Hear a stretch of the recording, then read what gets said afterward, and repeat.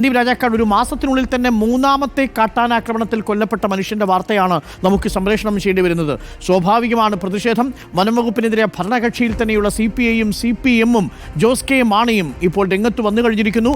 വനംവകുപ്പിന്റെ നിഷ്ക്രിയത്വം, വേണ്ട വിധത്തിൽ ജാഗ്രതയോടുകൂടി വനംവകുപ്പ് ഇടപെടുന്നില്ല തുടങ്ങിയ കാര്യങ്ങളാണ് ഭരണകക്ഷിയിലെ തന്നെ പ്രമുഖർ ഉന്നയിക്കുന്നത്.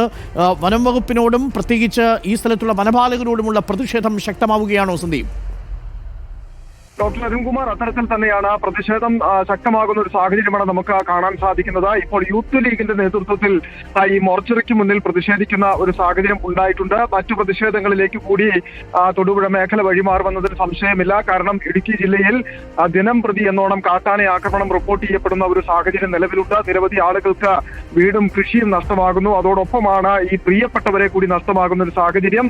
23-കാരൻ ഏറ്റവും ഒടുവിൽ കാട്ടാനക്കലിയിൽ ജീവൻ നഷ്ടമാകുന്ന ഒരു സാഹചര്യം ഉണ്ടാകുമ്പോൾ വർഷങ്ങളായി തുടരുന്ന പ്രതിഷേധത്തിലേക്ക് മുഖം തിരിക്കുന്ന ഒരു സമീപനം, അത് പ്രത്യേകിച്ച് വനം വകുപ്പിന്റെ ഭാഗത്ത് നിന്ന് ഉണ്ടാകേണ്ട ശക്തമായ ഇടപെടലുകൾ, ആ ഇടപെടലുകളിലേക്ക് ഒന്നും പോകുന്നില്ലാത്ത സാഹചര്യം നിലനിൽക്കുന്നു.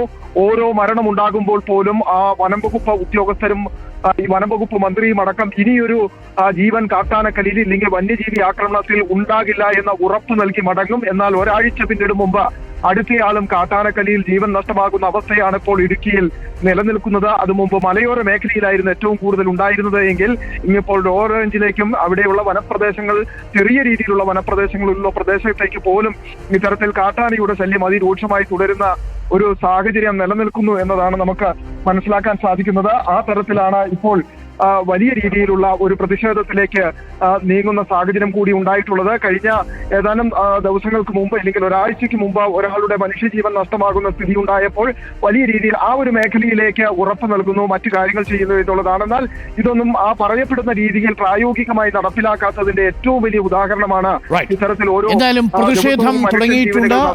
തൊടുപുഴയിലെ താലൂക്ക് ആശുപത്രിക്ക് മുന്നിൽ യൂത്ത് ലീഗിന്റെ പ്രതിഷേധമാണുള്ളത്.